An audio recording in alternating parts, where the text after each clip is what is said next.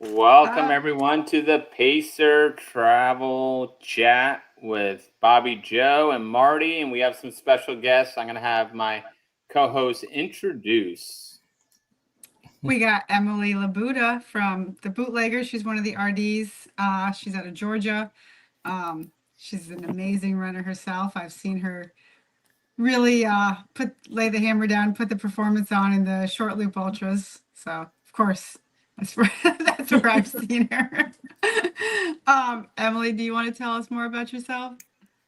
Sure, yeah. Kind of started running ultras about 2022-ish. Jumped in deep. Was like, I don't know what's going on in this community, but I want a part of it. So really it's the people, right? It's the people that keep us coming back, and we just all decided to do this instead of take up chess for some reason. Midlife crisis. Very much so. But yeah, used to be a lawyer. I'm now a therapist instead, and ultra runner on the side. That's awesome. How do you become go from being a lawyer to a therapist? A lot of burnout. What type of law did you practice? Criminal prosecution. Ooh. So wow. For the district attorney? Mm-hmm. District attorney and solicitor general. So any crime you can think of, I've probably prosecuted it. And so, you see a lot, and wanting to make a change. Best way I have figured out how to say it is I got tired of fighting the darkness, and I wanted to instead add to the light. Sounds like something a therapist would say. Yeah, right. Yeah. And good on you. That's an incredibly difficult career, because you are all exposed to the seamy underside and the worst of humanity all the time. Yes. Thank you for that, Mike. Yeah, it was. And I think quite truthfully, I didn't have work-life balance at the time. I didn't know how to get the support that I needed, or how to lean into needing help, and what that would even look like. So having learned now how to do that, and just approaching things from a different, more healing lens. Pretty cool. Right. That's awesome. Adding light. That's what my wife's going to school for right now. Oh, fantastic. Well, if she ever wants to, no, we can't swap stories because of confidentiality, but if she wants to commiserate, and just, vibe. That's awesome. All right, then Marty's got our other guests. Hey, and also we've got Mike Melton, like I described Squirrel's Nut Butter. He's absolutely the best timer in the race business, second to none. And everybody will tell you that. And we all love him all over the country. That sucker's probably got 300,000 miles a month on that van. But it's at 438,000 right now. And he can talk. He can talk to you on any subject in the race format, the running format, for sure. And it's always a pleasure to listen to Mike. Yeah, I always say, I always tell Mike, I go, one day I want to be your co-pilot on a long trip so I can hear your story. I won't talk, just tell me stories the whole way. So, Mike, how did you get to Bootlegger? Because you had a long trip to get up there. Yeah, it was kind of a roundabout way of doing things. I'm a whore for the money. And so when someone says, can you work my race? I do everything I can to try and make that happen. So we had 4 races this past weekend. We had Bootlegger was one. We had a 5K in Port St. Lucie, Florida, where I'm near there. And then we were supposed to do a little triathlon at the YMCA. And then on Monday, the old 6-day starts in New Jersey, which is where I am now. So I was and we had a family thing last week in Las Vegas. So Dan and I both went out to Vegas. He lives in Jacksonville, but he needed to obviously be at the Bootlegger course, which is out between Atlanta and Macon. So he drove up to Atlanta and flew from Atlanta to Las Vegas and flew back I loaded all the equipment in his vehicle before he flew, so that when he landed Friday night, he just had to drive to the race, which is about an hour drive, I think. I had flown out of Orlando because I thought when I came back, I would have to go south and work this little triathlon before I headed north to New Jersey. But the triathlon got canceled. So then I thought, well, I can go up to Bootlegger because it's on my way north, sort of. It's north as opposed to east or west. It's not exactly in line, but it's close enough. So I can stop and help Dan out until Saturday afternoon, and then I can drive up to New Jersey because I don't have to be here till Sunday night. So that's what we did. And the flights, of course, got all jacked around. So he got in a little late. I got in a lot late. So I drove all night to get to Bootlegger and missed the early start. Didn't get there till like 5:30 in the morning. So it was quite the it's a bit typical weekend for Mike Melton. And then he drove to New Jersey at about 2:00 in the afternoon. So Mike's up timing right now the old 6-day race up in New Jersey. I am. The weather has won. We have just conceded that the weather is going to be the winner here because we started in rain. The temperature's been about 35 degrees with a wind chill in the 20s. And it was so windy on Tuesday that tents blew away. And I just finally gave up and moved into the van. And so I'm here living in a van in a park in New Jersey, along with the rest of the homeless people until Sunday. As long as you're not in a van down by the river. I am parked. I am parked right next to the Cooper River. Like literally, I could throw a stone and hit the water. So. And Mike saved our butt up there at Bootlegger. We got up there and we were having connection issues with cell service and stuff like that. And Mike had the Starlink. He hooked it up for us, and we ran off of the Starlink all night long. So we appreciate Mike. Our 32 hours long, we ran off of the Starlink. So Mike, we appreciate it. That was great. So I was happy to do. I was really happy to do that. We ended up having I had the Starlink with me, and I was happy to donate it to the cause because obviously New Jersey, I'm in Camden area, Pennsauken to be specific, and there's plenty of internet connectivity, and I have hotspots, and so I wouldn't need the Starlink this week. And if it worked out, it was great. I was happy to contribute to the cause. Yeah. Well, you definitely sold me on it. I think I'm in the market for one. So the mini is the way to go, I think. What I have is called the RV package, and it's a nice little setup. But the mini is a little smaller, more portable. The race director here actually has a Pete Greenfield and his wife Jen. They have a little mini. I noticed they put out behind the aid station tent. So. Okay. Good deal. So, all right, Emily, how did the race go? As one word summary, I would say fulfilling. I think ultras are a roller coaster. So can there really be one word summary, right? Hot is definitely another word that should be in there. It was a hot Saturday. It was really hot, right? So we know there was the whole roller coaster of excitement and frustration and heat, and thankfully we avoided the rain that came towards that tail end at the very end there. But I think ultras are really characterized by the human spirit, and sometimes that we can rise to the challenge. Sometimes we have to amend how we approach the challenge. I think I see a question coming in of like, it was hot.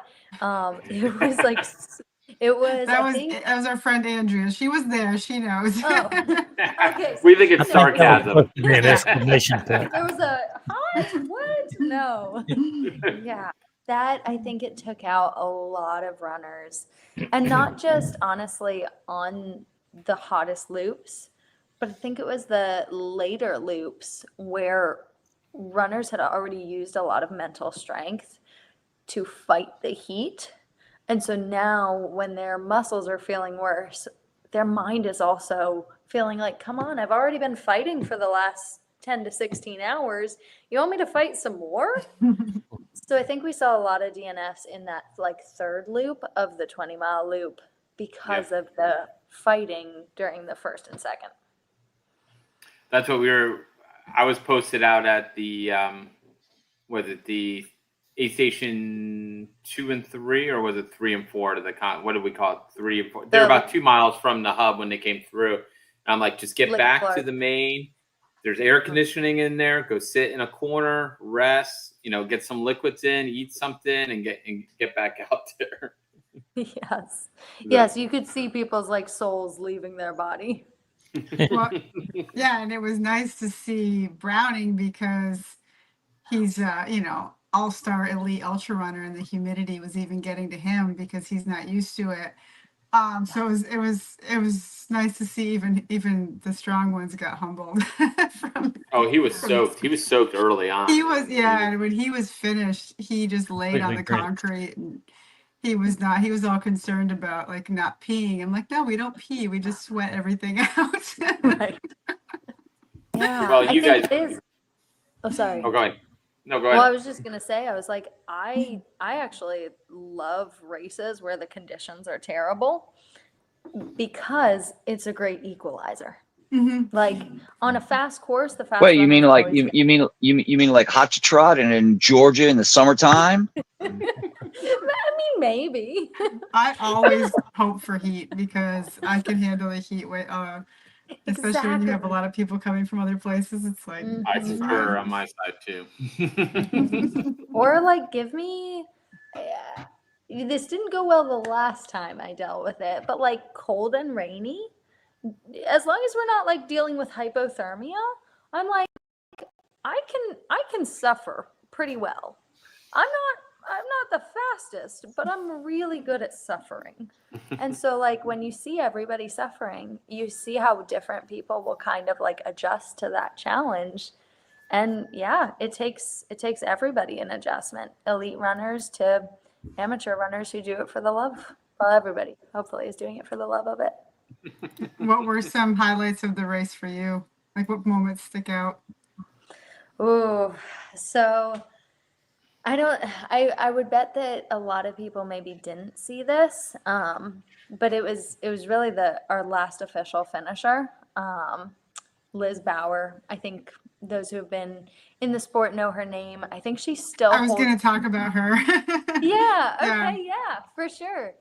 You probably know more of her history than I do. I didn't know until that weekend, and then looking her up because I met her out on the course, and then looking her up. Liz is an amazing, ridiculous. Liz is an amazing runner. She's been around a long time. I've known her probably 20 years.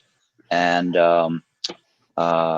she at one point had the record for the most number of 100-mile finishes in a calendar year. I think it was 33 because she eclipsed Monica Schultz's record of 30. And Ancient Oaks was one of the final races of the year she ran, of course, because it's late in December. So she was there that year along with her partner Scott Brockmeyer. The two of them went all over the place running races, and it's when you do that kind of thing, you have like a PhD in travel and logistics because it's trying to get from one place to the other, and then the money end of it. How much does it cost to get here, there, everywhere, and how much does the race entries cost? So she's got an incredible history. I want to know what career we need for that. Yeah, I can look at real quick on her. I can tell you what race. I can tell you what Liz is. Liz is an emergency room nurse, and she does these contract jobs where she'll get a contract for 16 or 20 or 25 weeks, and she'll work really hard and really long hours and pile up a bunch of money, and then she disappears. She gets in her truck and she goes out to Colorado. She lives in the mountains out of her truck for months at a time. She goes to Nepal and treks. She's really an amazing person. She's got a place in Charleston. She had a boat in Charleston that she used to live on, and she has family property in Georgia that I actually visited one time.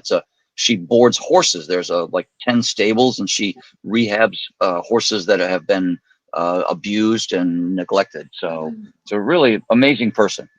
Yeah. So if you look at her, you see, and these are all throughout many years. So 155 at Merrill's one time. She's ran won a race for the ages a couple times. She Yes. came in second one year at Old Dominion. She's run Hard Rock multiple times.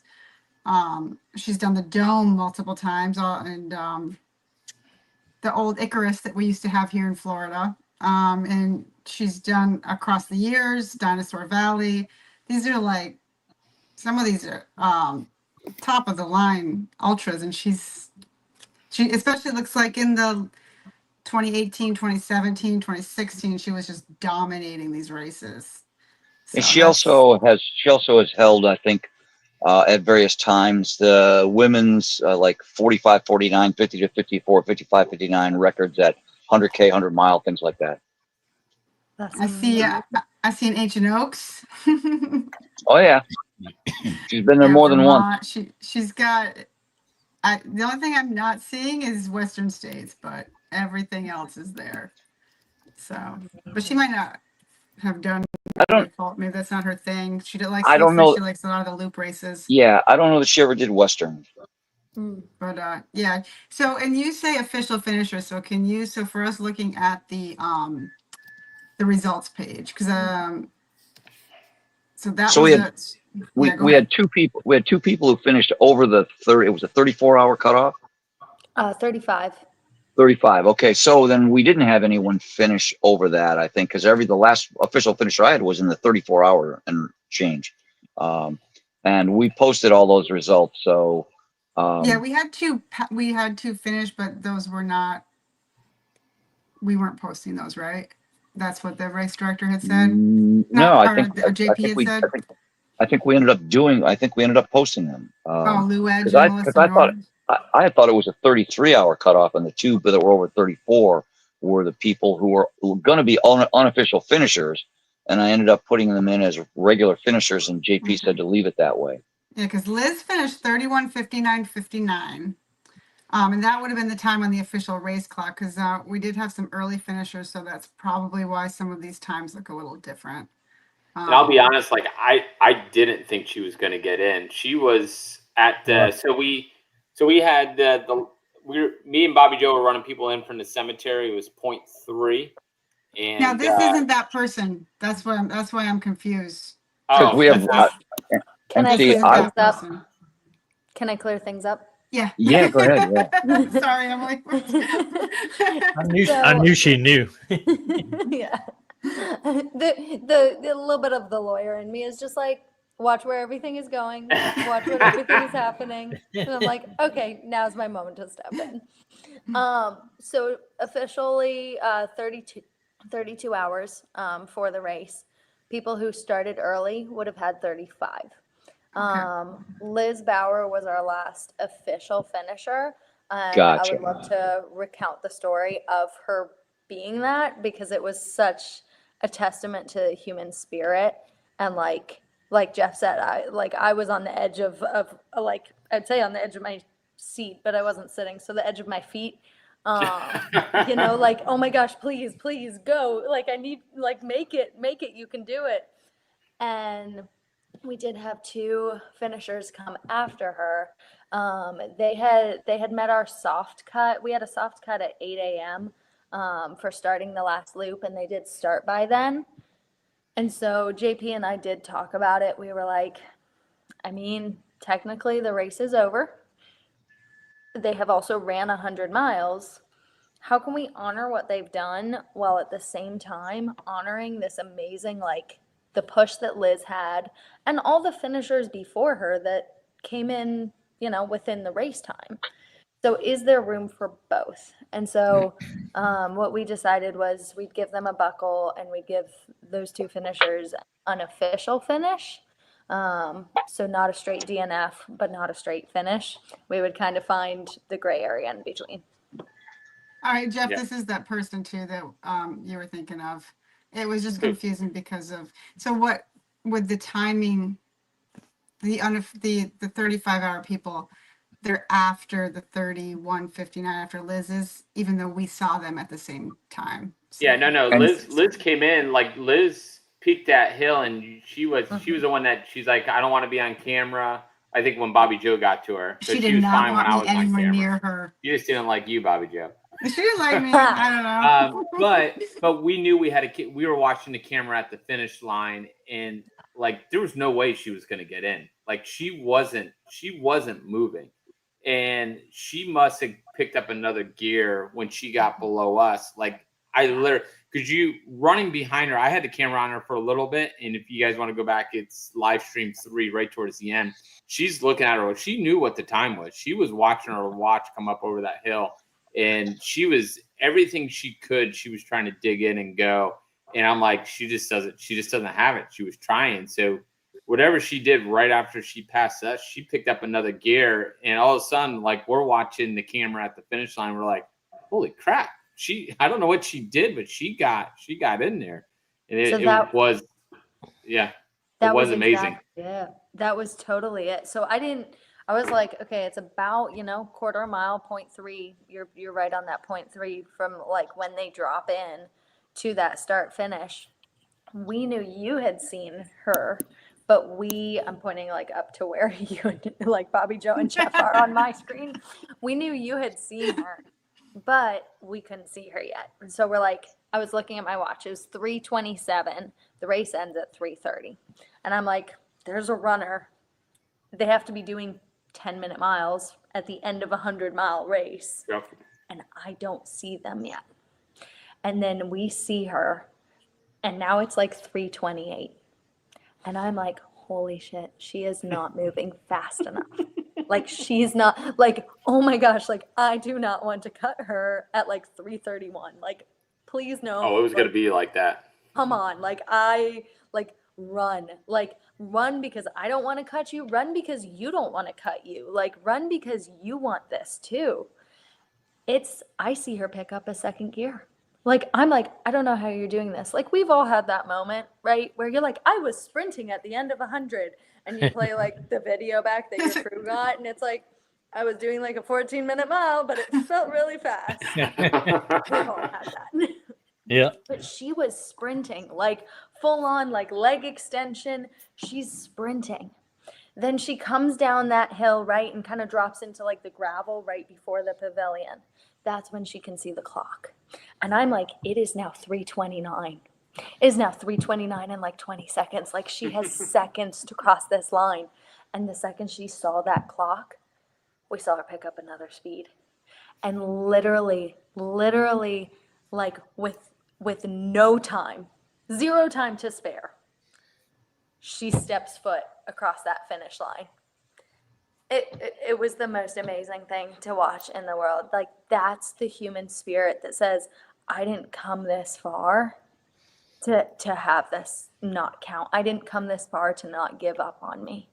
Yeah. Like, I didn't come this far to not go to the depths of my soul that I can't get to any other way except when you're in that period. Yeah. Amazing. And so BobbieJoe, just be lucky. She would have dropped both of us, I guess. We ran in every single runner, just about every single runner. And there were a few that dropped us out there. Yeah.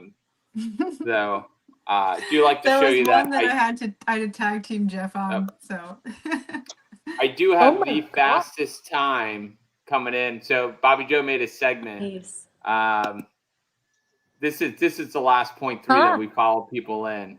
And so we call it Cemetery Hill up by the cemetery. Love so it starts there and then comes down. And then I did it to almost I didn't do it to the finish line because if people run in that park, I want them to be able to use this segment. So I stopped it right at the road crossing. So love that. Thinking about future. That's amazing. So I think the guy I was following probably has the faster time that I got dropped on that. But if you look, you got me on there. Xavier won the 40 miler. Couple other runners, and then you see who's down a little bit farther. Jeff Brown, and I had a faster time than Jeff Brown. Well, And then, Jeff, I and think then on the female side, time. you had Loanne, who was the winner. She had the fastest. Debbie, who was third, had she was on there. BobbieJoe's on there, and Laura Duke, who was second, was on there too. Yeah, Who's I got my time from the short. I almost got dropped. That one guy. I can't remember who his name was. I had it written down somewhere. Who I did everything I could. I was running like my stride pace that I could, to keep up with this guy, and that was pretty awesome. But Jeff, you part of that segment was when you were hitting those fast miles. Was it trying to catch up to Jeff Browning, or is not no that that the fast mile? So this is a Oh, that funny was story. early. So we're trying to bring Jeff Browning in on at the end of loop 2. So it's 2 miles in between the last aid station to the finish line. So I go out. So I'm running out to the finish line. I'm catching runners as they're coming in. And to get up into the aid station, there's a driveway, but I didn't realize. I thought the runners came down the driveway, and there's a trail that comes around the side of it. So I go up to the driveway, and I get up to the aid station, and I'm ready to get some water. And I'm like, yeah, I'm just waiting for Jeff Browning. And who was it? Was it Dan that's out there, the aid station captain? Mm-hmm. Yeah. He goes, he just went down the trail. I'm like, son of a. So I drop down the trail, and I drop for a half mile into a 5:20 pace to catch Jeff Browning coming down the trail. Oh. And so I think he was with a camera in hand. with the camera, and you can go back to the live stream. It's hilarious. Listen to my crew making fun of me. Well, because once he got Browning, he had to interview him, so he had to be. Yeah. So and then I was with it because I ran the 2 miles in with him. So it was that was one of the funny stories one of the fun stories over the weekend. I mean, and there's a bunch more. So I figure what we do is just jump around and tell some of those, because we had a blast out there. Emily, quick question: how many hours of sleep did you get During the race? during the race? 0. She got 0. I did not sleep for 40 hours. Marty, would you get 2 hours, maybe 3? No, I got maybe 1.5. 1.5. I think I was at 1.5. BobbieJoe had 15 minutes. Well, yeah, I was asleep for about 5 of those 50. I kept. Yeah. So I laid down on the floor, as many people have seen. Yeah. The floor, but I could hear. I could hear because I was kind of falling asleep in the chair. So I laid down on the floor, but then I could hear the computers, and I could hear Jeff out there with the runners. And I'm like, there's no way I'm letting him have all the fun. I was like, I can't be in here. I gotta go run. I gotta go. And then we had the other person on our team, Joe Miller. I think Joe got the most. I think Joe got 3 hours. Joe got 3 hours. Oh. He got 3 So he grabbed the sleeping bag and went and slept by the lake. Oh, see, I was taking notes for me for like 48 hour longer races, stuff like that. That's what I was thinking of too. Interesting. So I can I was like, survive. Yeah, This but is you know what? Meryl's training. But we absolutely loved it. We went. Most of us went 32 hours with very limited sleep, very limited breaks, but we loved it. We loved being out there with the runners. It was just a blast. But like I was, like we talked about it with our crew, our goal when we went up to live stream this race was to not highlight the race, like who was going to win, and we did that. But our goal was, I wanted to get everybody on camera. We wanted to know everybody's story, and we had 32 hours to learn who these people were in the race, and we met some legends. I mean, you got Liz Bauer. Yep. We had Gary Dudney. He had his 99th 100-mile finish. Yep. He is running his 100th right here in Florida at Skunk Ape. Yep. So that's freaking amazing. I already notified Joseph Fuller. Joseph's like, I'm getting him a cake. There's gonna be a party for him. He made the mistake. I don't think he realized. Maybe if he realized we were Florida runners, he wouldn't have told us. Right. Yeah, and then from my count, and Emily, I don't know if you have this info too. 22 people got their first 100-miler. So 22. That's love awesome. that. So, Oh and my most gosh. of them actually came early. Like if you go down the list of race results, most of them are in the first 50% of the results. So that's pretty cool too. So That's So amazing. you also had some very young finishers out there. Mm-hmm. And so you had, I think a 23-year-old Corey Mason. I thought there was a 21-year-old. I can't find that. yeah, at one point there was 8 runners that were under 30. Yeah. Yeah, So you got the Go ahead. The youngest runner was Wyatt. I'm trying to think what Wyatt's last name. It is. I'm rolling through. I got them all. You're up thinking right of here. Wyatt Arbiter. Yep. Wyatt Christian Arbiter. Yep. Yeah. And then there was Christian Jubin who finished as well. He was 21, and Hunter Mendel 22, Mason The Corey brothers. 23. Yeah. Yep. And then Chris we got Ashford 24, and then four 25-year-olds, a couple of 26-year-olds. A lot of people under 30. Hunter Mendel 22. That was ridiculous for 100 mile. You don't see that. Yeah. But we got to know Wyatt. We got to know Wyatt. Wyatt's family because they were positioned. Every time we went up the hill, I would chat with them and stuff. So we're gonna pull up the video of Wyatt finishing. Hang on a second. Let me set up for this. Wyatt, youngest person on the course, youngest person probably in most any ultra course. Yeah. Now he has bragging rights over all his older brothers. Yes, he does. Home stretch, buddy.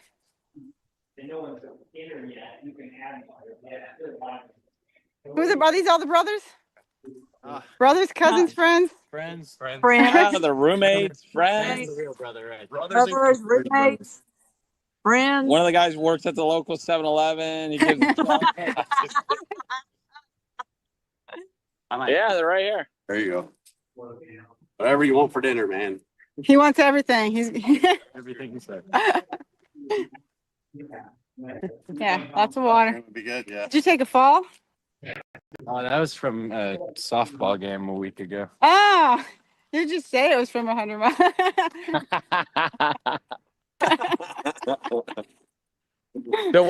So why when you graduate from college and you go for your first job interview and the guy interview goes, "What's your qualifications?" You throw that belt buckle down on the desk and say, "These are my qualifications."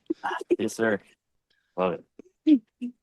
I think that's how he got his internship. The CFO was a runner, so Oh Yeah, dude, it goes a we long stick way, man. together. it's a Good. tight community. It's very tight, especially if it's an ultra runner. Just enjoy it. Enjoy this time.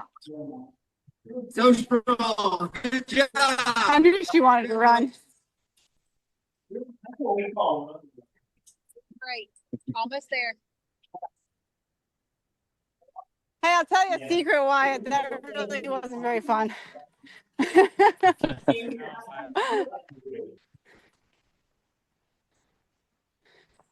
Yeah.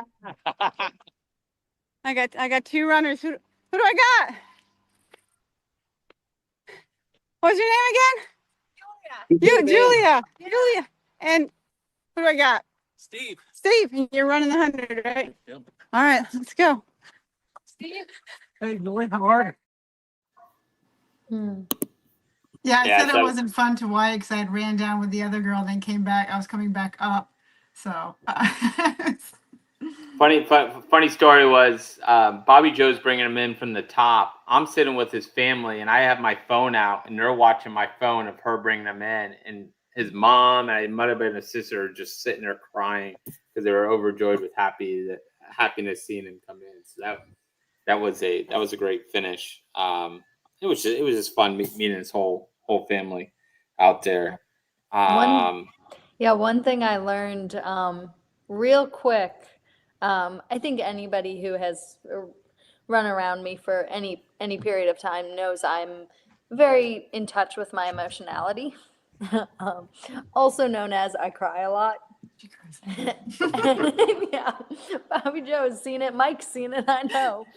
And so that said, when all the runners, especially the 100-mile runners, would finish, oh shoot, y'all! I started getting so teary, and I was like, "This is why Sarah Snyder wears sunglasses." This is why a race director needs sunglasses so I can look like I have it together so that they can break down because I want to hold space as the therapist I am. I need to like attune. And I'm like, nah, I'm just in it with you. We're going to cry right now. Well, I'll show one more clip, and this is Rosie finish. And Marty, you want to give a little preference to who Rosie was? Yeah, Rosie, I had actually heard part of Rosie's story from last year's bootlegger, but when she sent her email out this year with her info, it refreshed my memory. She lost her son. He was in the Marine Corps, and she lost him to suicide. He was a veteran that suffered with PTSD. And so she made a commitment to run 100 milers to bring awareness to that cause. And Bootlegger was her 91st. And she is one tough woman. You could tell when you see the finish that she really suffered in that heat, but she got it done. And she was, like Emily talked about, that third loop finish when she came in, she had that look in her eyes like a lot of the people that DNF'd had, but she had that determination that, I know I've got to go 2 more loops. There's no question about it. She was determined, and you can tell on her face, when she crossed that line, she just collapsed. She didn't have another ounce of energy left. Hey, here. Nice shot, man. You smiled every time we see you on the course. You smile. You did it. There you go. This is what it's all about. It all comes down to right here.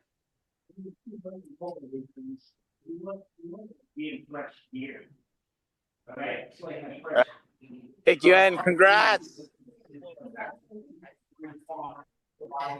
Ready to go to the finish? Oh, here she comes. That's you. Rosie. Rosie. Yeah, Rosie's done. Go get her. Go give her a big hug. She's looking for hugs. Very strong. And so we wanted to get carried with you in patch. Who are you weighing on? All right. She in the 100, right? Good job. Nice. 8-mile marker. So.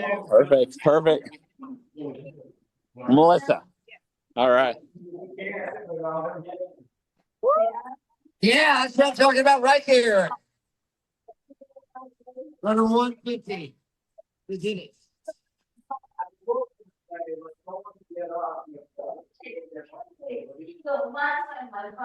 We're basically renaming this race the Tear Surfer next year. We're doing like. So Yeah. I think it's great. Just the hugs you're giving out at the finish line. you knew who needed them. And sometimes they were a little bit more like, hang on, we gotta make sure we don't fall here. Oh, Rosie looked like she was gonna fall, and I think you took her down to the you handled her down to the ground. Take them down. I think the runner that came in after Rosie's name was Nadia, too. I can't pronounce that last name, but she told me. But yes, Nadia. So y'all should know. So we had a couple runners because we were pushing to try to get this to be a Western States qualifier, right? And we needed 100 finishers to make that happen. I think on a day with different weather, if we hadn't had the heat, I think it's very doable on this course with determined runners like we had. I think it's very doable. I'm hoping that some of the runners come back kind of looking for that revenge, that redemption, that like, no, I can do the course. We just didn't have time to adapt to the heat. Yeah. But in the effort to, try to get 100 finishers, I think, Marty, you might have even shared our post on Facebook. We posted like, hey, if like it's race week, we recognize that. This could be taken as an April Fool's joke. It's not. If you can tell me that you are going to be a finisher, like prove to me that you've got the grit, like, and let's go get it done. I get you in for free. Like, come on, we're signing up for hundreds day of, like it's a 5K. Let's go. And How about so Nadia I was was gonna say, like, that being said, Brian Not Henderson. and Nadia's a great story. Nadia, it's Dadiala.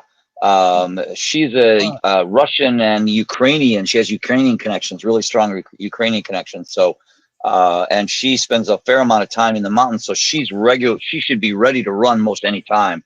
And she did a great job. I was lucky enough to see her at the starting line because she's a buddy of mine from other races. So I was happy to see her. And I know Kevin Randolph jumped in to try and be a finisher. And there were, the Higgins, Annabelle, and Richard were there. So the community really turned out in force to try and help you guys get to that magical 100 finisher mark. And I think you laid down the groundwork for a really great year next year. So I wouldn't be disappointed by what happened because it really is. Weather played a huge factor, but I thought it was a great success and laid you really laid the foundation for a super 2026 event. I definitely agree, and I definitely agree with that. I think what you guys did this year could be huge for next year on that. So, well, y'all helped us turn it into not just a race, but like a production, an experience, right? Where even to your point of like, I think most of us have seen, right? Like when you're watching Western, when you're watching Hard Rock, when you're just watching like a random video on YouTube and you see like the people with the cameras chasing like Jim Walmsley or chasing like Killian Jornet or Courtney DeWalter, and you're like, oh my gosh, that's so cool. But also like, how is that person keeping up with them? And like all of that, you guys gave that to all of us who will normally never get to experience that, who will, I'm not Jeff Browning, last I checked. I'm not going to be the front of the pack like that.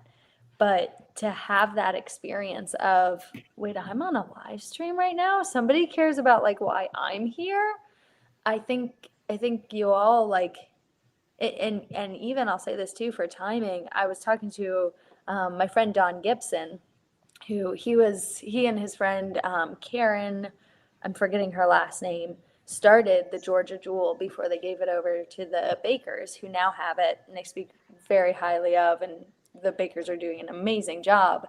But I told Don, hey, yeah, like Mike and Dan were at our race. They were doing our timing, and he's like, oh, you're the big leagues now. Just by we had timing, because everyone knows like y'all are the best. So I think y'all really helped us create not just a race but an experience. Well, we had a ball. So and Don Gibbs is a great guy. I've seen him at a couple of races, and I didn't realize he started the Georgia Jewel race. So that's a nice connection. And we love Georgia Jewel. Franklin and Jenny do a wonderful job with that race, and we're happy to be a part of it, as we are with Bootlegger and the Revolution running races. And you're Hot to Trot. I mean, there are so many great races out there, and we want to support race directors like you guys who are out there doing it for the love of things. I'm less interested in working for people who are just all about the money and all commercial about it. So, we'll get into that later. Kudos to you guys. So, thank you. Hey, Jeff, did you want to share that one more video? Yeah, I got one more. This is a 2-part video. So BobbieJoe ran into this guy in the middle of the night, and then the second part is him finishing, and it's Greg Phillips. Okay. Huh? We got someone resting. We got someone taking a little trail sit. Who we got? I just need to keep it together for a second. That's okay. Do you want me to sit with you? Want to? I'll sit with you. All right. Can I get you anything from? No. I mean, the aid station's right there, but I can go get you something. No, I'm fine. I got plenty of stuff to drink and. Just taking a little rest. Yeah. What's your name? Greg Phillips. Greg. Yeah. And is this your first 100? No, this is actually my 5th. This is 5th 100. Greg 100, Phillips. We're just taking a little trail sit. I didn't get any sleep the night before the race. Oh no. Or obviously tonight. So it's been 2 days, so it's just kind of it catches up to you. up on me, yeah. What's your mileage at? I am at almost 60. All right, when you finish this, it'll be 60. Yeah, it'll be 60. You got time to take a nap. I thought the 4th loop had to be finished by 8 a.m. Is there a, Marty, is there a cutoff for 8 a.m.? Time is at 2 o'clock. Not full cutoff time, but I'll find out. He'll make sure. I mean, you're the runner. You probably know. So 8 a.m. Phew. The buggies. You've been eating enough. I mean, Yeah, I've been eating enough. My problem was yesterday. It was just hot. Yeah. And I got really dehydrated and behind on electrolytes and everything, and just calves. My whole body's been cramping for the whole day. Yeah. And I never really could get caught back up. And I'm better now. I'm okay now, but I had to go back after loop 1. I sat in my truck, turned my AC on. Yeah. Just laid there, took off all my clothes. I bet that felt good. 20 minutes, just, yeah. So what if we get up to the aid station, take a couple steps, you can take, or we can get you to the next one and you take 15 minutes, because sometimes you take a little bit of a short nap Yeah. and like your 25 minute miles will turn into 16 minute miles. Yeah. And that'll save you in the long term. Yeah. Yeah, I'm not talking like a 2-3 hour nap. No. 15 minutes where you can sit comfortable. I took one. This is my friend Greg. We hung out on the trail last night. Nice job. Bring it home. That's when I left, and so they were real close to him. I'm trying to think of how I passed a lot of. I wonder if the boys in the donut store finished. All right, we're running They in. were. I mean, they should be close though. They were right there with. That dude was moving. The runner was. One of them's a pacer. The runner was moving slow. The pacer was trying to get it. I heard it. It was like, Cracking the wheel. Yeah. They couldn't get. Marty. Several of them. They said. Marty. Sit on that picnic because they had a picnic bench right there. I just want to sit down for 5 minutes. Hill, man, it's 20 miles. Beware the chair. yeah, you can't get out when you get in. We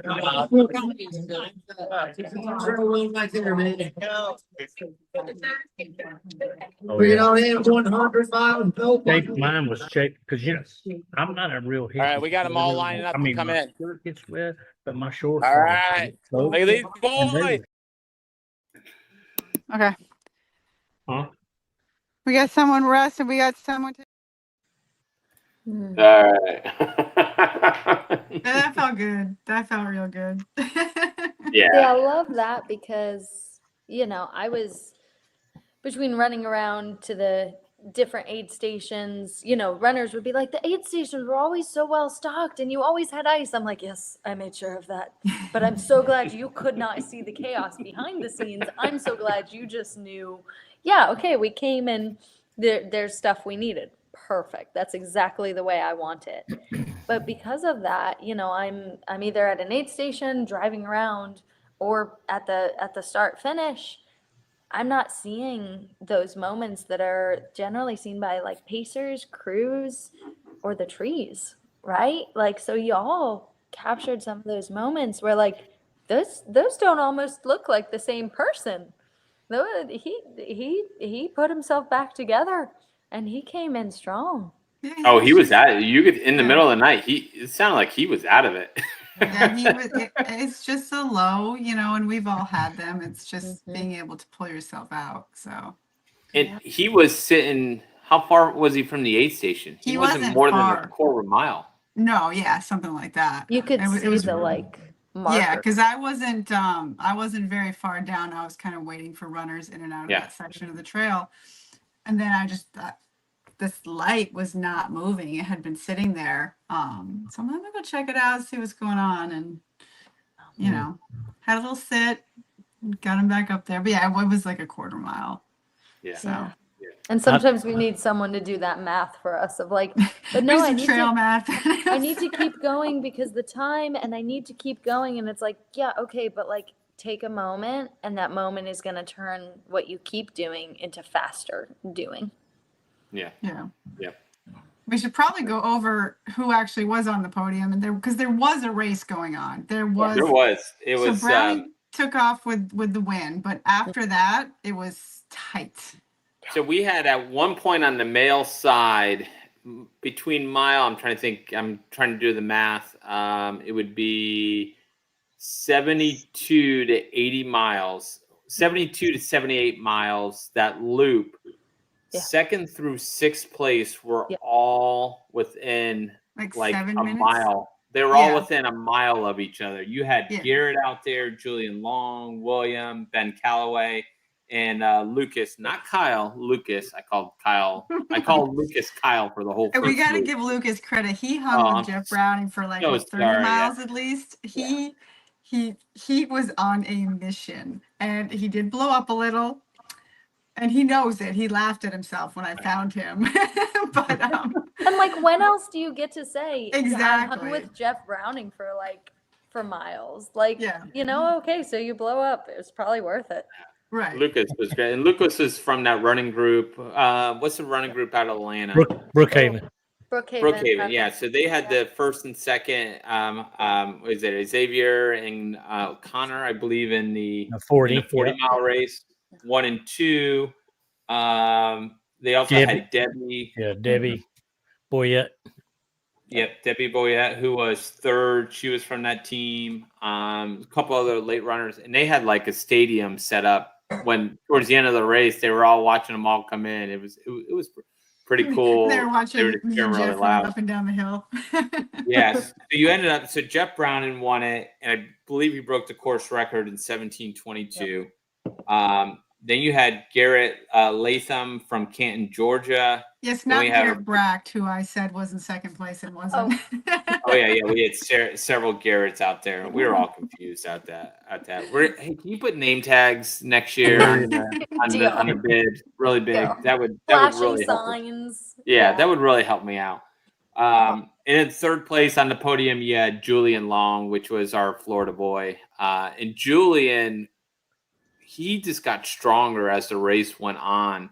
And that, like I said, we had second through six on that section. He was number 6. And so from mile, was that 72 to the finish, he moved all the way up to third place. And I think he waited too long to go.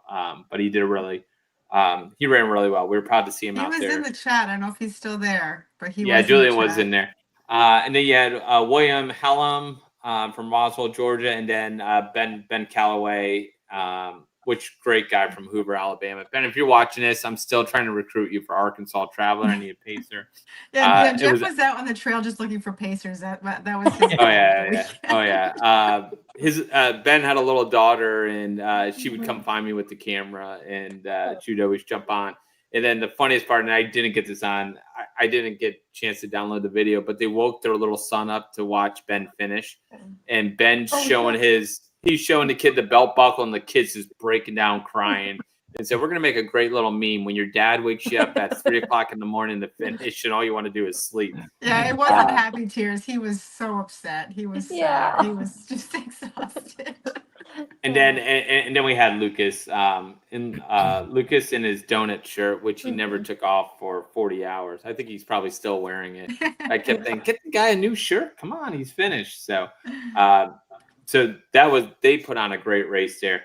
On the female side, the female race was really impressive. The top 3, you had Loanne Vo, Laura Dukes, and Debbie Boyette. Those girls battled it out for the whole race. Like it was. Yeah, it was back and forth, and it was close.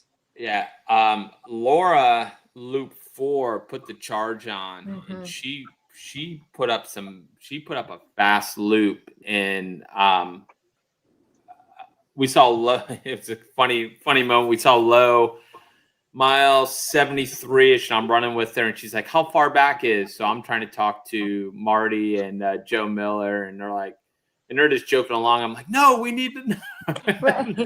Yeah, if And, you're watching live stream, it would have been a live stream too. Oh, it's hilarious. Somewhere in the middle of her- the night. It's hilarious. so we told her she had an hour on Laura Dukes, and then 20 minutes, then like 10 minutes later, Laura rolls through the aid station. I'm like, we gave You her have an bad hour. information. But Lo did a great. Lo, one of our Florida runners, she ran well, first place. Laura Dukes was right behind her. I think Lo just had a really good last loop, but Laura was strong all day long. And then Debbie Boyette was third. Loanne also set the course record for women. Oh, You're wow. right, absolutely right. She did. We got two new course records. Yeah, she's a beast. Yeah, and Lindsay We say that Shady every was week. fourth. Yeah. Was Sarah Lewis? No, hang on, I'm looking at Lindsay Shady. Yeah, Sarah Lewis will round out the fifth spot from Niceville, Florida. So I think her husband was trying to read 4 books while his wife ran the race. And I think she was a rocket scientist, NASA? Really? Yeah. Or something. I think she was like a rocket scientist. Yeah, as a rocket scientist. Yeah. That's amazing. Yeah. Aerospace engineer, same thing. I know, something along the lines. Smart. Yeah. And she was running with her. Sarah Lewis was running with her brother. Was it hang on, Will? Was it Will? Was that his name? Randy. It's either Randy. Collier? No. Collier away. Yeah, he was from Kentucky. So nice guy. Yeah, we had a few families out there. There was a Yeah. husband-wife team. There was a couple of the brother-sister. There was a couple You had brothers. the Higgins. You had the Mendel brothers. I know there was a husband and wife in the 40 too. Yeah. They both were Yeah. rocking Iron Man outfits. Yes. Yep. So what you should do next year is invite what's his name, the speed goat down for the race. See if you can take down Jeff Brown and Carl. Yeah. They start just playing people off of each So other. we're just throwing that out there. Yes. Hey, do you want to see if you can? I think you could throw this down. The weather's supposed to be better. Go for Jeff's record. I want to Yeah. say before we run out of time too, I mean, Emily mentioned it, but the aid stations, those dudes and gals from the Summit Run group were at the first, I guess they actually call it aid station number 2, but over there at Dawson, and they were awesome, full of energy. And then Dan and Becca, man, at the other aid station out there. Yeah, at if the there's an loop. award for aid stations, you got to give it to them. Right. I mean, Becca, I was there, Bobbie and Jeff were there throughout the night. So I was there after they had been up for well more than 24 hours. And Becca, every single runner that came through that station, she would yell out things like "Suki, Suki" and things like that. And those, every single runner, I mean, she gave them individual attention. Like she could tell if one needed to sit down for 5 minutes, and she did that. And she put them on the clock. And she's okay. You're getting up and you're moving down that trail, just like Bobbie was talking about with her runner that she found on the trail. I mean, she did it with love in her heart, like encouragement. And I mean, you talking about crying, Emily. I sat there over the camera and I was crying because of, I had been for the whole race. I was stressing out over, the mistakes that I was making and things like that. But I realized at that point that, it's about more than that. It's about the community and lifting each other up. And Becca helped me see that. And that was awesome. They did an awesome job. They are the epitome of what the aid station at an ultra is. Dan and Becca Dingus are just the gems of human beings. They are just the sweetest people, and they work so hard. They have so much energy. Their daughter Abby is a rock star. They came out to Snowdrop, and we all had a great time there last over New Year's. But they're just the sweetest people. They're at Merrill's Mile. Any race they're at, it's going to be a better race because they're there. I love them. Yeah, Becca's gotten my ass out of the chair before, so. Yeah. All right, we're throwing it out there next year. If you can't run the race next year, come volunteer at an aid station or come help us with the live stream. So Yeah.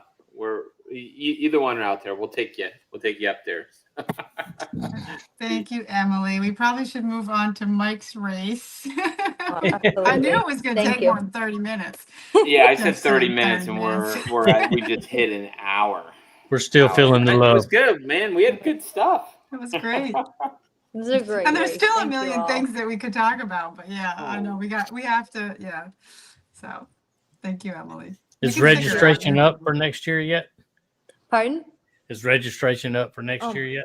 We're about to set it back up. We're gonna have a couple discounts for we're still discussing returning runners. We'll try to get either a coupon code or we'll set it up in ultra sign up such that you have it on your account. And we will get that Western States qualifier. Exactly. We're gonna set it up so that early registration. Let's just load it in. It'll be the least expensive you can get in. And then, as with any race, it'll go up from there. But yeah, we'd love to host more runners. And really too, if there's something you want, I'm always amenable to, we've all had the PB&Js at aid stations. We've all had the M&Ms. I think we did pretty good with we're going to have hash browns. We're going to have tacos. We're going to have pancakes. We're going to have fun and exciting new things, homemade mac and cheese, homemade soup. But if there's Taco something bar. Exactly. I enjoy Taco the tacos. But if there's Pulled pork something, sandwiches. yeah. If runners are what would make me finish? It'd be this. Honestly, hit us up. Let us know. If it sounds decent enough and not too strange, we'll get it. Yeah. And the course is so awesome up there. It's great. It's almost like the long haul of Georgia. It's a easy loop course. The aid stations are easy to get to. He says, it's Andy, just we fun. were You can busting our bounce ass around. on It was literally it was like a party up there. It was a party. I feel like it's I've run Rocky Raccoon out in Texas, and so to me it feels very similar. 20-mile loops, you kind of flow around. It rolls, not too technical, really gorgeous this time of year. Yeah, I was glad people enjoyed it. The live streams are available. You guys can check them out. You don't have to watch the whole thing, but fast forward through and you can see the beginning. I go on the entire first 6-mile loop. And then there's recording of another 6-mile loop. Joe went out on I guess you call it the 12 or the 6 to 11 mile portion. So we pretty much show the whole course. Yeah. That's awesome. Yeah. So also with the live stream, you can help us out. When you go to work tomorrow, just throw one on so it plays all day on YouTube in the background. That will help us get our viewer hours up. And we need subscribers, but we'll take viewer hours too. That will help us do more Tell all your races. friends. So every day this week, throw a live stream up when you go to work, and it will be still on when you get home. They're that long. Yeah, I mean, we got hours. Yeah, we got hours. I think I'm trying to watch all of it. I'm 4 hours in, and any moment I get, I throw it on, and then I keep track of it on my phone where I'm at. So, all right. So Mike is up at the old 6-day up in New Jersey. Mike, how long is left in that race? So we are at the 80. Let's see, we are coming close to 84 hours, 83 hours and change, and it's a 144-hour race. So we crossed the halfway point this morning at 10 a.m. Eastern time, and it's now 9 p.m. Eastern time. So we've got about 10 or 12. We had, I think, 11 people in the 6-day race, and that includes the perennial DFL Mike Melton. Oh yeah, you are down there. I see you. Who I have now. I have 4 days worth of results. I have 36 laps done, 8.9 miles. Mike, you're only negative 974 laps behind the leader. I think you could... Yeah, I'm now actually 999 laps behind the leader. So I'm about to go up into 4 digits of laps behind the leader. Yes. I think you can negative split it. Yeah, exactly. I could, yes. And I bet you're the So best air guitar player out there. That's come up in an hour. I have done some air guitar riffs here. So, you're probably right. Bruce Springsteen is probably not in the area, although we are in New Jersey. So I guess it's me. Yep. So you had the invitational yesterday. Anything come out of that, the 24-hour? So we did have we had 5 people show up. So let me give you a little background on the race. So this race took place in the early 80s and 90s, into the 90s, and it was the Edward Payson Weston 6-day race. This is we're at the it's Jack Curtis Park in Pensacola, New Jersey, which is or I'm sorry, it's Jack Curtis Stadium at Cooper River Park. We're right along the Cooper River. Literally, I could throw a stone and it would fall in the river. It was a cinder track until 2 or 3 years ago when they paved it, and now it's a rubberized track. It was certified last year at 399.519 meters, so it's pretty much on a 400-meter loop, but not exact. And that's a road course because of the whole USATF thing, so it is what it is. But this was the site of some really epic battles. I mean, guys who were in the Ultra Running Hall of Fame ran here. Park Barner ran here. Don Choi ran here. Guys who set American records. Trishul Churn ran here in the 80s, and he is here right now and running in the 72-hour. He just started this morning.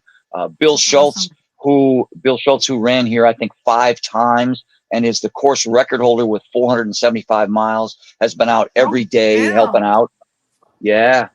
So Bill was a 6-day specialist, and this was his A race every year. I'm surprised he didn't tell me that. Right. And it's been really kind of fun being here, because there are, like, Ed Dodd, who helped co-found and bring the race back, is here. Ed, as a 78-year-old, is out putting miles in. And Ed Dodd is the guy who, along with Tom Osler, wrote the book about ultra running, and they pioneered sort of the run walk thing that Jeff Galloway, finessed into a really fine art. So it was Tom Osler and Ed Dodd who worked out the run walk back in the early 80s and wrote a book about it. And so one of the volunteers in the aid station was a student of Ed Dodd's. He was a math professor here locally, and she was counting laps back in the 80s when Bill ran. So there's a whole lot of connection here. Some of the people that came out in the 80s have shown up. They're in there now. They're in their 70s and 80s. We have a bunch of people here running who are in the upper age brackets. I mean, it's pretty amazing who's here. So Ray K is not here yet. Yeah, so is he but who knows? Oh yeah, we have Newton Baker at age 84 is out here. And we've got Al Emma. Al Emma he signed up for the 6-day, and then he swapped to the 72-hour for the first 3 days, and then he's going to do a couple of 24s. So you'll see his name a couple of times in the results. And but yeah, we have along with there's a 6-day, a 72-hour, 48-hour, 24-hour, and a 12-hour race. But the race directors recognize that, of course, the 72 wouldn't start 3 days in. And in the spirit of the Dome, where we do an invitational race when the track is relatively empty, they decided to do the same thing. So they had an invitational race that 6 people signed up, 5 showed up and ran. It was Bo Shelby and Lana Hogberg and Matt Vogios and Jacob Moss and Aaron Jaskowitz. So Aaron was a newbie trying to put up some miles, and she struggled a bit with an injury and wisely chose to step off at 33 miles in. Jacob Moss, whose PR is 160.9 miles and has made the U.S. team before and is trying to put up another qualifier. He had a stressful trip here because of airline issues, and he ran into a calf problem. And again, wisely chose to step off the track at 87 miles. Matt Vogios finished at 126 miles. Lana Hogberg, who has a qualifier at I think 135 or 7 miles, ran 127.352. Yep. And then Bo Shelby, Bo was one of the guys that I saw run in October in Gary Cantrell's in Lazarus Lake's front yard, the backyard, Big's Backyard Ultra. Bo was a Big's Backyard qualifier. He was one of the top 15 in the nation. So Bo ran Biggs, and then he's here and he ran 137.7. So Yeah, it I was think I know fun me race. and Emily are probably rooting for Jacob Moss to put up some big miles again. Jacob is doing some soul searching. He's Yeah, well, made several attempts now, and you when know I it's a talked to him, tough thing. I talked to him at the Raven. He was going back and forth because the hard thing is, do they want to focus on the 100-mile? Right, right. Like Zach does, or do they want to focus on the 24-hour? Correct. In fact, because Jacob's, when they're that, like for some of us, that's the same distance. Right. That's the same yeah, thing. right, exactly. But but for them, Jake, that's the difference of us focusing on a 50-mile or a 50K. Right, Yeah. Jacob's 100-milers all are under 13 hours. And so, you know, they're all in the 12-hour range, you know, Yeah, 12:42, they're 12:50. two different So disciplines for him. correct. And in the same way that Zach Bitter excels there, I don't think there's anyone on the planet right now who runs 100 miles better. Well, Alexander Sorokin has definitely done that, but Zach is consistently, I mean, he's got 7 times under 12 hours, and he has the American record at 11:19:13. You know, Zach has the 100 dialed in, but Zach struggles at 24 hours. He can't execute the second 10 hours of 12 hours of the race. Yeah, so and Jacob's wondering, you know, what direction he should right. go. And right. he's young. Is he? Yes. How old is he? He is 31. Yeah, he's 31. So he's got plenty of years to make that decision. Yeah. But it's a great race, great venue. Pete Greenfield and his wife Jen are race directors here. They do a handful of ultras up here. They do a loopy looper race in this park, and they use the bigger asphalt pathway that the park stretches along the river. And I think their loop is like 3 miles if you run the entire park loop. And then they do a handful of other ultras as well. And they time a bunch of races, but they decided that they wanted to have me up here time it because, you know, for 6 days, as Emily knows, if you're a race director, you have a bunch of race director duties, and timing is something that if something's going wrong, you know, you just don't have the luxury of being able to focus on timing and ignoring the race director duties. So, so they brought me up here for this race, and it's been a fun event, except for the weather. The weather won so far. The weather is the winner. It's really crappy weather. Yeah, I had that when that race was announced. My eyes perked up a little bit, but I never ended up signing up, and I'm not regretting it now. So. Yeah, the first day the temperature was in the mid 40s and it rained. It was a light rain most of the day, and then overnight Monday night the wind picked up, and on Tuesday it was like gale force winds and tents were blowing over. And I mean, both of the monitors that I have on either side of the start finish have fallen over and they're cracked and the screen is partially obscured. The laptops have blown off the tables. I finally just gave up and exited. I shut my tent. I just cut all the tarping off and left it, and I moved into the van. And so I'm now like the homeless guy living in my van on the edge of the Cooper River in Pennsauken, New Jersey until Sunday. So we'll share that photo later, I guess. Yeah, I was hoping that photo would pop up now. Oh yeah, you can put it up. No pressure. I mean, I have my I have my cot and my sleeping bag and my pillow and I have a table, a couple of laptops, and a little electric heater with just enough cord to get from here to the main power box, so I can power my my heater and my light in the van. So, but when we still have the 48-hour starts tomorrow, and then the regular 24-hour starts on Saturday morning. Saturday night they have a 12-hour nighttime race that finishes. We finish Sunday morning at 10 a.m. Wow, you're in for it. You're I was gonna say in the long haul, but yeah. Well, I think we're gonna have somewhere between 55 and 60 runners run. We've had a couple of people there. A lot of the names here are regulars on the ultra circuit. Yen Nguyen out of Houston, Texas. She's a member of the 100 mile finish club. And she came out here and knocked off 120 miles she started early, and so she was able to get her 72 hours. She finished this morning.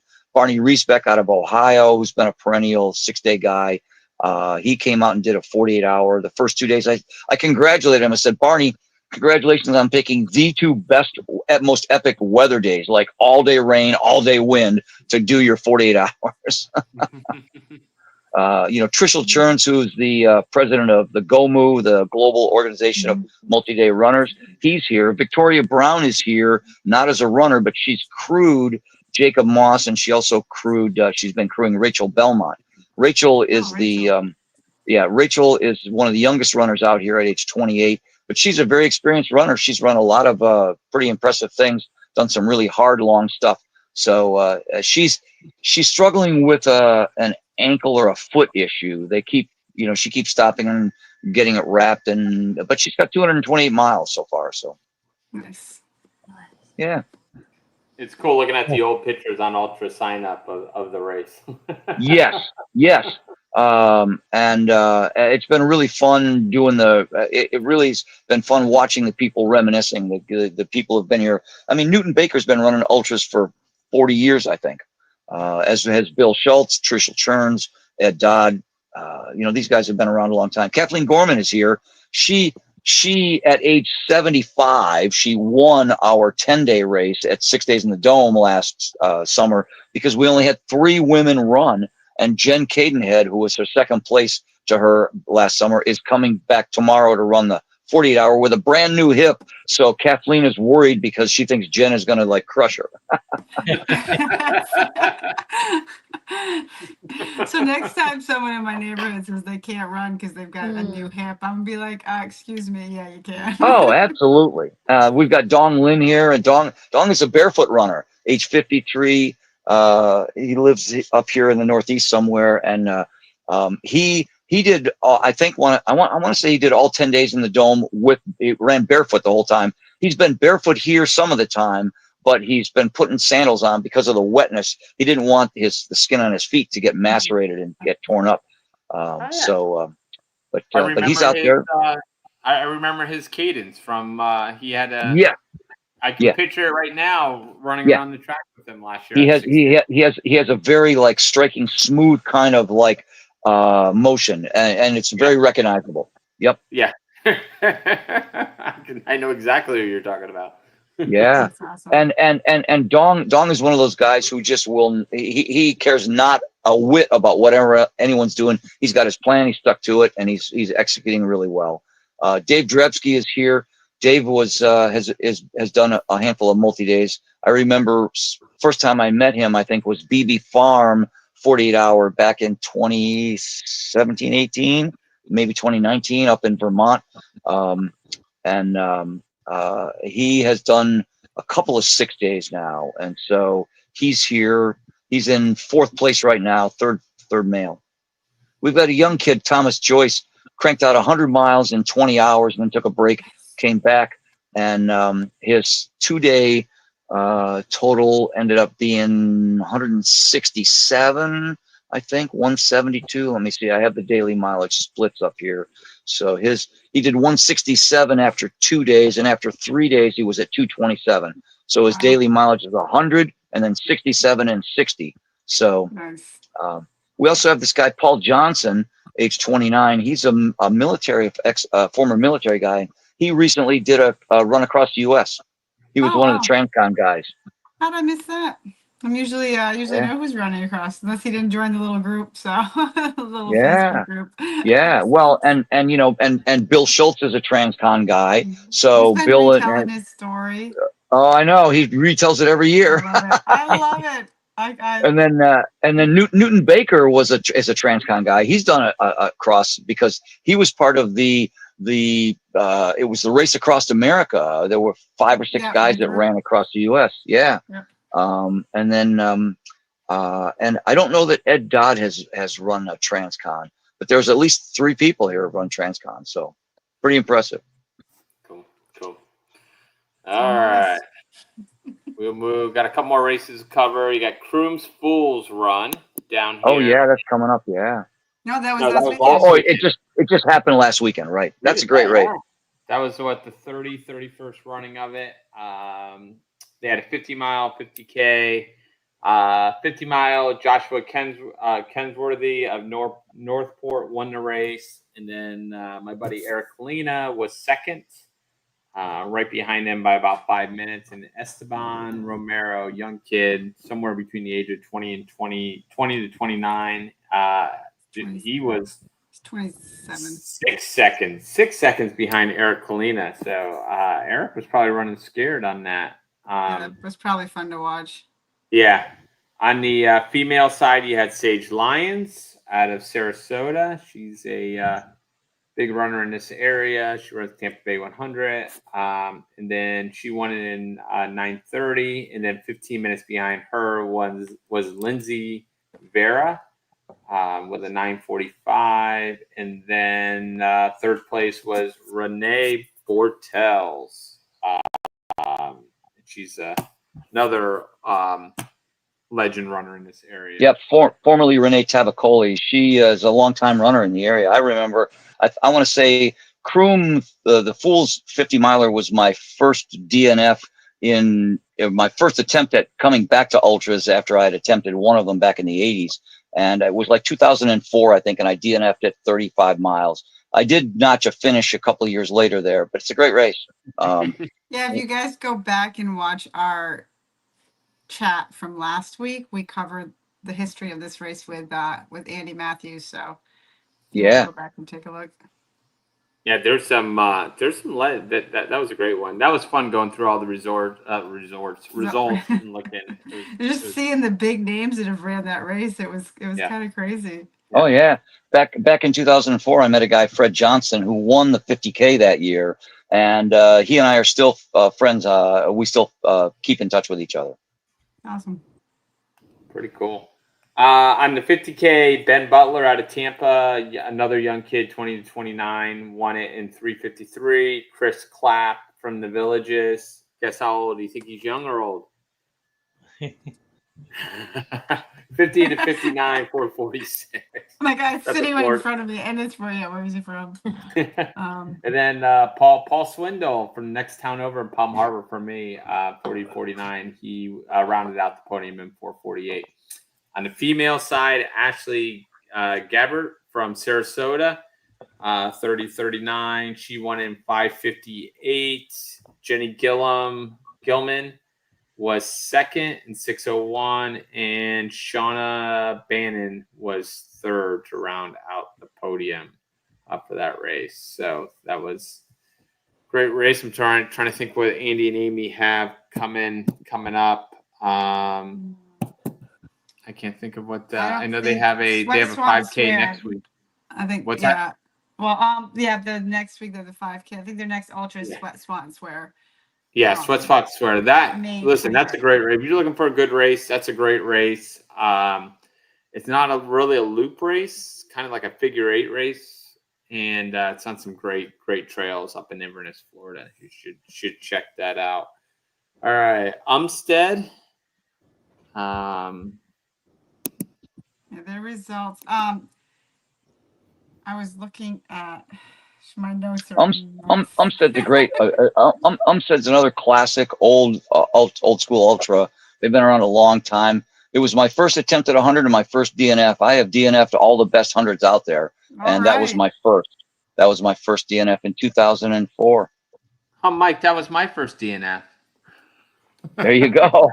that was my first 100-mile attempt. So yeah, mine as well. And I came in. I was at 70 miles at like 16 hours and change. I had almost 15 hours to walk it out, and I just didn't. I was like, I came here to run and have fun, and I can't do either. So screw it, I'm done, and I quit.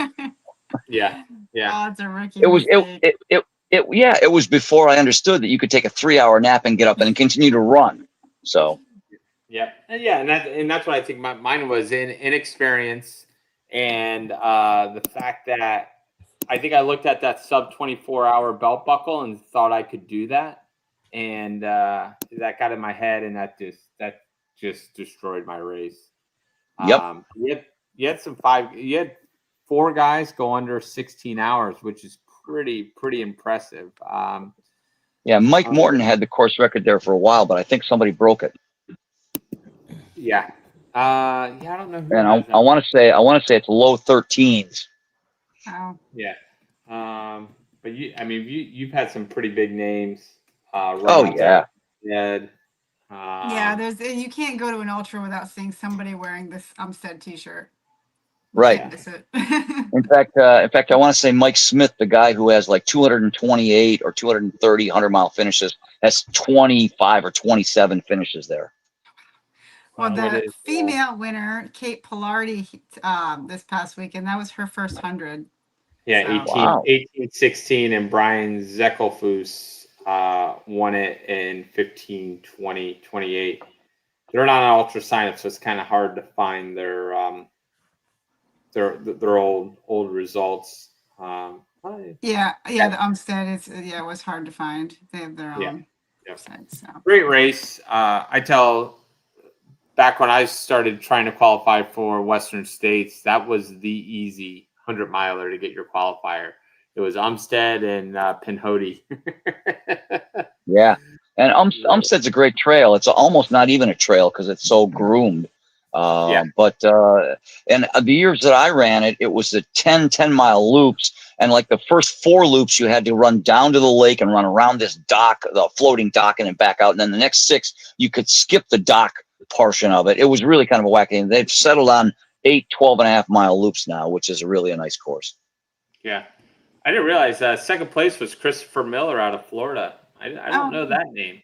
So he ran in 15:31. I didn't see Andy Barrett. Andy Barrett's, I think he's still trekking to the Mount. Andy is still in the Nepal. He's in the Everest area. Yes. He loves that race. He's always out at that race. Jim Sullivan, check Jim Sullivan out in the 50-mile. He finished 50 miles. Jim has run there probably 30 times. Just a really great old school Florida runner from way back when. Jim and I ran the first Lost 118 together when it started. We ran. He and his brother Jerry were regulars at Umstead, knocking off 100-mile finishes every year for years in a row. And Jim was back up there. He's got to be in his mid to late 70s now, and still finished 50 miles. So good on him. What Harry Gregg was out there. I love Harry. I think Harry made it. I think he made it to 51. Yeah, Harry's out of Kissimmee. Yeah. So I keep trying to convince Harry to come run one of your 6-day races and run 6 days in the dome. I think he would like that format. Harry would probably do well there. Yeah. Yeah. So, all right. What's the other big one? Arizona Monster. This one was I had a hard time trying to find the results of the Arizona Monster. I have a hard time finding a lot of things with the Arizona Monster, like bathrooms and food and water. No, you can find a bathroom. It just happens to say Home Depot, and it looks like a 5-gallon Home bucket. Depot. I thought it was Lowe's. I thought they were using Lowe's buckets. I didn't realize. When you've ran 60 miles without an aid station, and then you get to it, you're excited. Is it going to be Home Depot? Is it going to be Lowe's? I didn't realize that Home Depot was in the portable toilet business. If you come to Bootlegger, you get real toilets. You get real toilets. Absolutely. Porta potties and real toilet, but you get a little bit. You get more than a bucket at Bootlegger, and they don't charge you $2,500. As far as I can see, it looked like Peter Mortimer won the race. Yeah, that sounds familiar. I remember seeing his posts. Yeah, he did. Yeah. Shout out to our friend Charlie Poblins from up in. Yeah, he rocked it. He got the finish there yesterday, I guess it was. I talked to him, texted with him this morning a little bit. He's feeling good, proud. And on the female side, Ann Tisdale was the female winner. And it's still going on, so. Yeah. Yeah. Yeah. But if you really want all the dirt, you go on Reddit, you search, and the volunteers are just spilling information right now. So. All right. So hey guys, preview race. I'm going to check out here because I've got to go back to work. So, but thanks very much for the invite. Talk to you got some later. And turns coming up. Emily, great job on Bootlegger, hon. Awesome Thank job. you. Thank you so much, Mike. Thank you for being a part of it and making Oh, it what it yeah. was. Yeah. Take care. See you guys next time. See ya. All Bye-bye. right, thanks, Bye, Mike. All right. So we got Corbett. Corbett was this weekend. Corbett was, oh yeah, we got our buddy Scott Hoover with another win. Yeah, Scott, 2 in a row. And I think he beat out I was thinking of Mike Musso. Isn't it Mike Musso? There's a Brian Musso, but I think he coaches Mike Musso. Scott was in the chat a little while ago. So yeah, Scott got the win. 10:03. I mean, he had a good 2-hour lead. And then you had Brian Musso, Scott Taft, and Noah Prevos. So Tied we had for no third. yeah. And then in the 50K at Corbett, they had a lot more runners here. John Walker, he won the race. Moglia, Michael Moglia, Walker, John, Michael Moglia, and Mark Edelman had the podium. On the female side, Lisa Edelman, she was first female, and then you had Stacy Omont, and they always the hardest names on here. Like, yeah, you got this one? Yeah, Irene yeah. Arapioglu. Yeah. Kyle was in there too. Kyle did really well. All right. Coming up this week, what races? You got Gorgeous Waterfall out in it is in Marine Park. It's in Cascade Locks, Oregon, which is just above Portland. So that's a great race. One of the legendary 100K races. I went out there last year to run it. Here's a great picture. I was at an 8. This is one of the big 8 stations with Yassine. He would run the 8 station. Great race. If you're looking for one of those legendary 100Ks, that's a great race out there. Nick Handel will be out there, who just won Big Alta. So yeah, I think wasn't it a golden ticket last year? I don't know, he won last year Big Alta. What's that? Yeah, it was last year he won Big Alta, not this year. Who's that? Nick Handel. Oh, okay. Yeah, the entry list is kind of low this year because I thought last year it was a Western State a golden ticket, and I think it's not a Western State golden ticket this year. So there's you got some big names in there, Jonathan Ray, a few others in there. They should be live streaming it, so I'll probably be watching that this weekend. But that's a great race. You got Lake Sonoma 50 miler, Leona Divide, all going on this weekend. Whiskey Basin, that's another race I want to run where you get to run through the Dells. And you said Mad City, so that's pretty cool. Yeah. All we right. say that during? Yeah, we said that during, not before, right? Yeah. Yeah. All right. Just really quickly, all extra stuff. Some of this stuff we can go over later. James Ebert starts his FKT tomorrow morning on the Pinhoti Trail. The record is 5 days, 7 hours. James is trying to break that record. It was fun name dropping all the runners from Alabama. They're like, hey, you know James? And everyone seems to know James Ebert. So we're going to keep track of him. I was texting him tonight. He's excited about going out there. It should be a great race for him. If you're interested, I know we're trying to put a group together to go to Black Canyon next February, and that goes on sale on that. Entry opens up on the registration opens on the 15th. So that's coming up. I'm just crossing these out as we go through. So that'll be fun next year. You go Black Canyon and then come with us to Bootlegger. We'll try and get some Florida runners up there. They just announced Unbreakable 2. They're going to probably do that with Dylan Bowman and his group, and I forget I can't remember the company that did Unbreakable 1. So that should be cool. That's going to be a stacked Western States field. Be pretty excited. Marty dropped a podcast on Friday. If you want to know about a race running around the Arctic Circle, that's a great podcast to listen to. Marty's, I think, signing up next year. No, 3 years. In 3 years, he's going out to the race. We'll see about that. So next up is Rosie. Yeah, holy moly, that's pretty. That's a great podcast. That pretty impressive race. What else we got on here? I lost your list. Yeah, I don't know if I want to go into the cross Florida junk. Everybody, I think, in the Florida running community.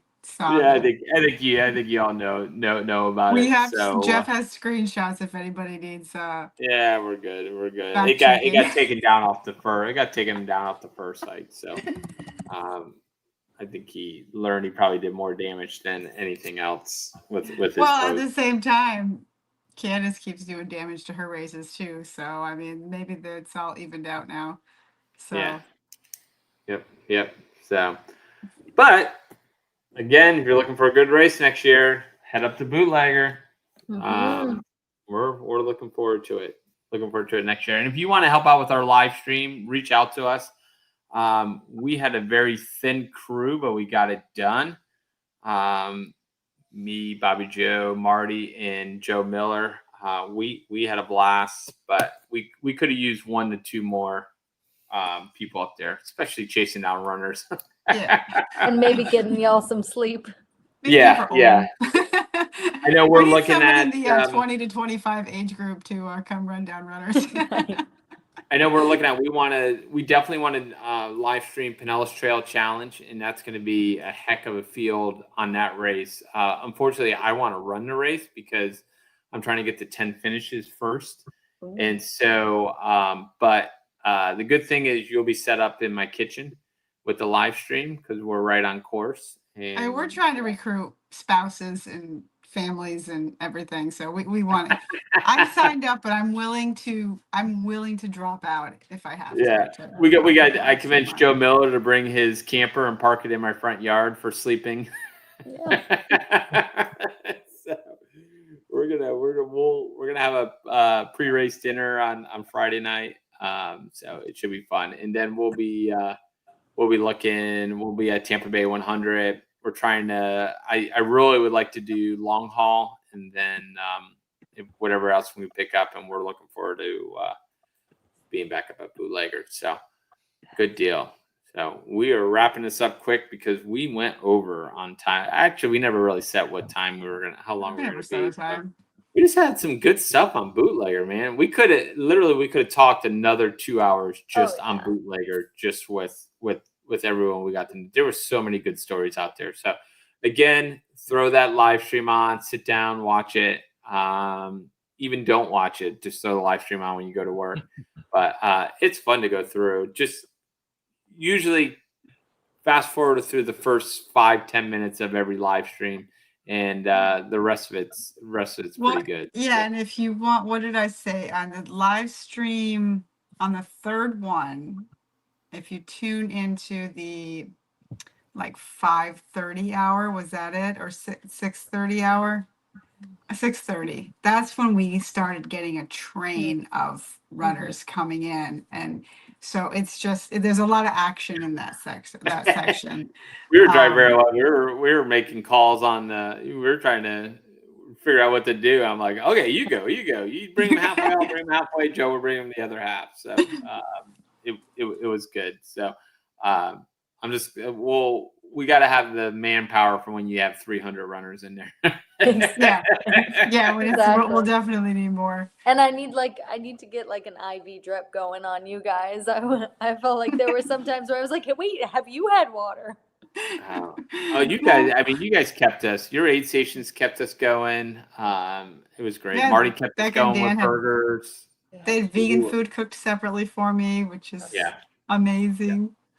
Yeah. Oh, and I have to shout out my peanut butter and Oreo taco that I had. Ooh. I I could vibe with that. I could Yeah, that was- absolutely. That was sometime in like the middle of the night. That was like a 2 a.m. snack. I have before done, this was probably mile 70-ish of hallucination 100. And I'm like clutching ramen like it's a lifeline, right? And this, lovely volunteer comes up and they're like, is there anything else you want? We've got, XYZ, we've got Oreos. I'm like, oh yeah, Oreos. And they're like, so here you go. I'm like, no, put it in my ramen. And they're like, this girl's lost it. She's not with us anymore. She wants, are we sure she's medically okay? Because it was delicious. Like, honestly, low key, try it. You get your sugar, you get your salt. It's amazing. Yeah. We'll take your word for that. We even had Joe Miller fixing feet on the live stream. We had a camera right on Rita. There's some good feet footage on the live stream throughout. Whenever anyone took their socks off, I asked permission first, and then I went right in there. The problem was I couldn't get to the camera because it was Rita, right? Yeah. Mm-hmm. Yeah. Rita wanted a bucket because she was getting sick, and I'm like, I couldn't move the camera, but I got her to the bucket, and I'm like, I'm like, we might have another one on the live stream. A Matt Clapper too. And I can't comment on, I think I didn't connect my YouTube, but I just want to say thank you to the people who just said, like, thank you. Like, it's you guys that made the race. Like, I just set up a course. You guys are the ones who made the race. You guys are the ones who did the work. I actually think it's very similar to a client and a clinician in the counseling room, right? The client's the one doing all the work. You're the one running all the miles. Yeah, the clinician sets up the atmosphere for change and maybe asks the right questions or approaches with the right attunement and attachment. The race director might set up the course and have the right aid stations with the right foods, but y'all are the ones doing the work. Yep. Well said. Amen. All right. Thank you all. Thank you, Emily, for joining us. Thank you for having me. I really appreciate y'all and just for everything you did for the race and really turned it into something truly magical from even my side, the runner side, everything. And now it will be on YouTube forever. So Forever. Perfect. Forever. Digital footprint. Let's go. Yeah. All right. We're signing off. Thanks. Sign off. Good night.